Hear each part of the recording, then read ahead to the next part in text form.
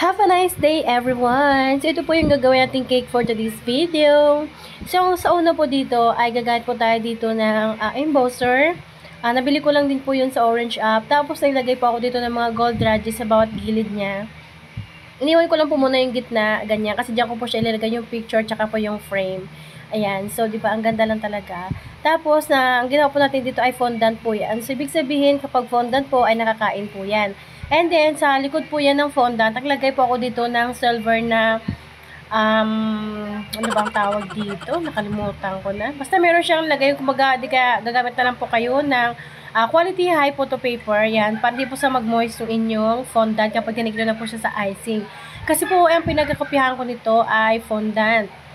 Tapos, sabi ni ma'am, ay gawin ko lang daw po icing. So, ayan. So, mahirap, hindi si ma'am mahirap kausap, madali siyang kausap.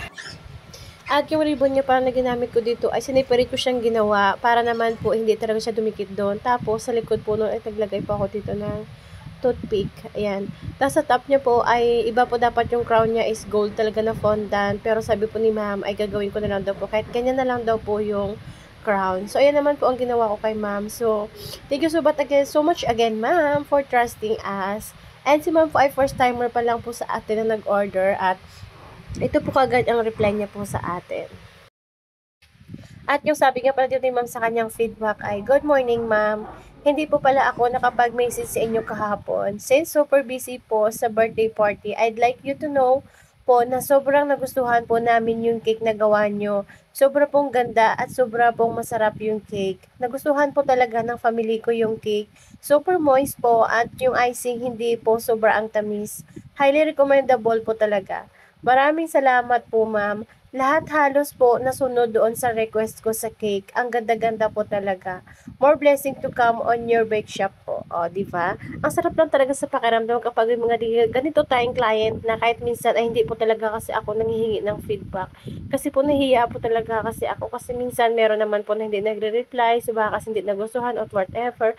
Pero meron naman po hindi sila nagre-reply sa akin. One time o two times kung nagawa yon. Pero umuulit po sila. Kaya simula po noon, din na po ako nang humingi ng feedback kasi nahihiya po talaga ako. Thank you so much po sa inyo, Ma'am Ren, sa pag-order po ng cake. First timer po si Ma'am Ren nag-order sa akin, pero nagustuhan niya po kaagad. So, yun na po guys. Thank you for watching. Sa mga hindi pa po nakapag-follow, follow na po kayo para meron po kayong mga makukuhang magagandang design at marami po tayong matulungan ng mga bakers sa paggawa ng mga ganitong cake na design lalo na kapag hindi po natin alam kung paano po natin siya ma-achieve ng ganito. So, thank you so much for watching guys. Bye-bye!